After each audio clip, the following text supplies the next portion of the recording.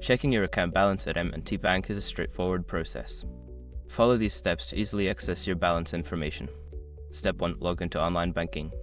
Visit the M&T Bank website and click on the Login button. Enter your username and password to access your online banking account. Step 2. Navigate to Account Summary. Once logged in, look for the Account Summary or Accounts section on the dashboard. Click on it to view all your accounts and their respective balances. Step 3. Use the mobile app.